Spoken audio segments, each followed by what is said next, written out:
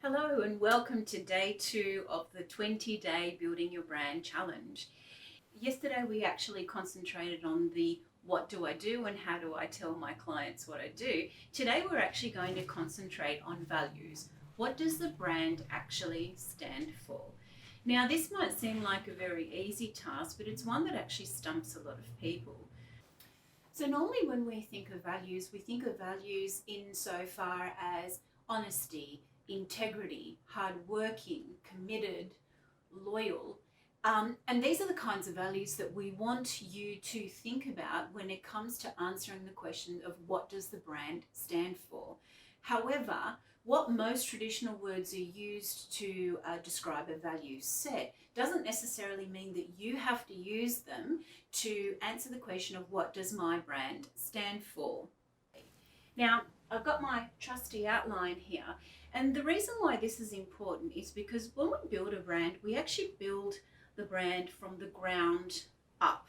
Now, normally what most people do is that they'll start with the why or the vision first, and then they'll reverse engineer that backwards. What we're doing is slightly counterintuitive, because what we want is we want a brand of substance, we want a brand of significance, so we have to start at ground level. Now, the reason we start with values as one of the earlier pieces rather than one of the later pieces is because what does the brand stand for? And when we think about the anatomy, here is where we would place the values. What does the brand stand for? And the reason we say that is because if you think about the human body, the knees is like the suspension system for the body. It helps the body to walk, to jump, to run, to crawl, to squat. So it underpins the entire body. And the reason why values is normally placed there is because the values in a brand underpins what the brand actually stands for. Now, in the next few days, we'll also start to look at who the brand really is. And the reason that it sits in the solar plexus is because it actually grounds, it roots down who the brand actually is. And from there, we get to the significance of the brand. Now, the significance is the heart and soul, what it is that you do, who it is that you are, and why you do what you do. And then at the top here, we've actually got the substance. Now, the substance of a brand will come out in the form of the visual identity.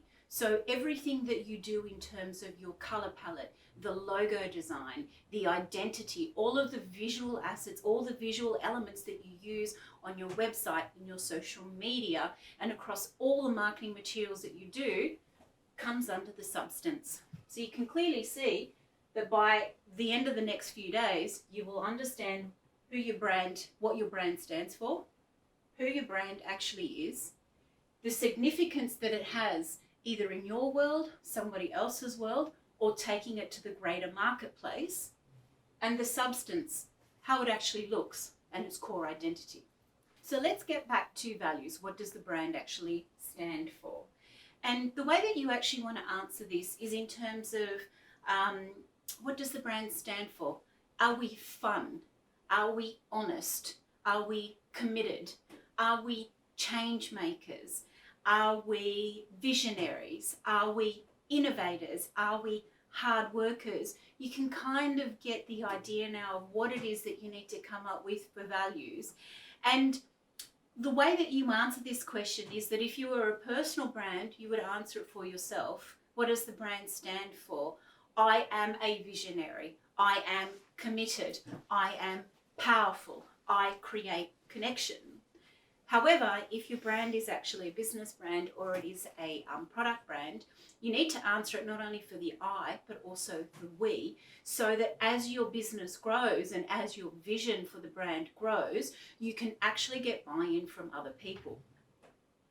So when it comes to the we, you would answer it in terms of we are fun-loving, we are visionaries, we are change makers, we are about quality, or we produce quality.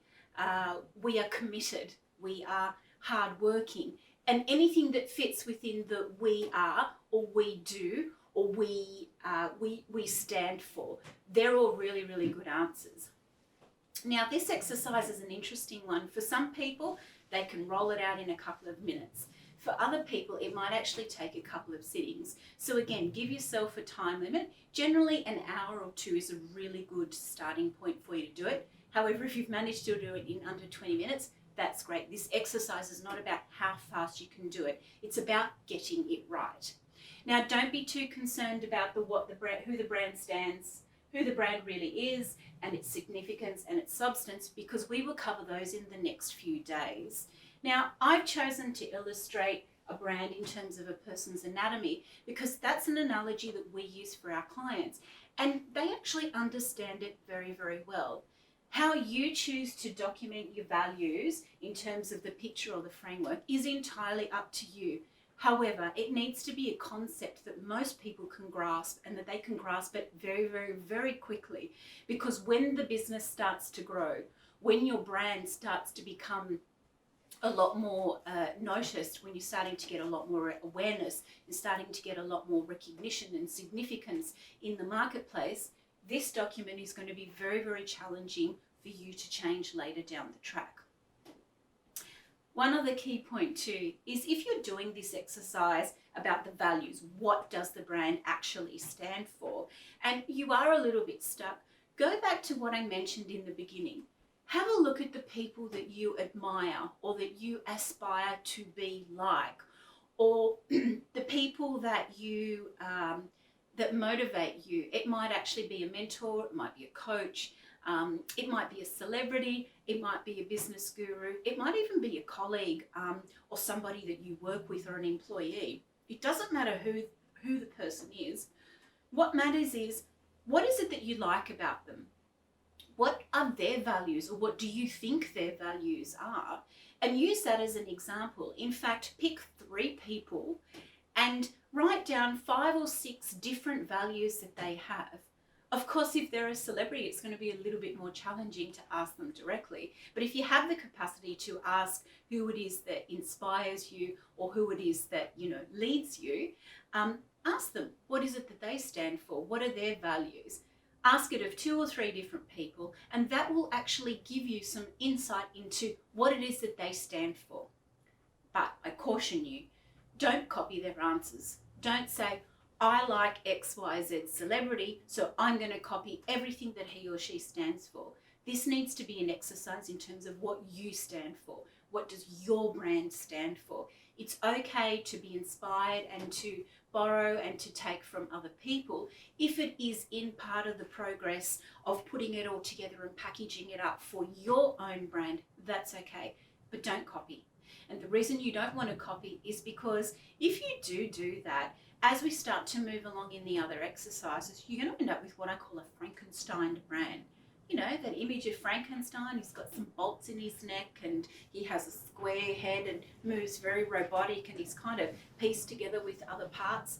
That's what will end up happening to your brand. You will get a Frankenstein brand that doesn't really stand for anything, that gets lost in the sea of disruption, in the sea of new technology, in the sea of competitors coming in, economic climate, you name it, whatever there is to disrupt your business, it is going to occur. So you want to make sure that your body of your brand is strong, it's fit, it's healthy, it's original, and it's authentic for you. It's okay if someone else says it. It's not okay if you copy what they say for you. It has to be all about you. And remember, the question that you've got to answer for your brand is, what does my brand stand for? So that's it for day 2.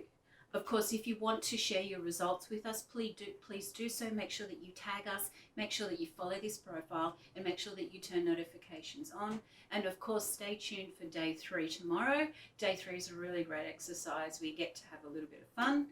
And of course, please share the love. If there's someone that you know that will benefit from this 20-day challenge, please pay it forward. Please share it with them or let them know about the 20-day challenge.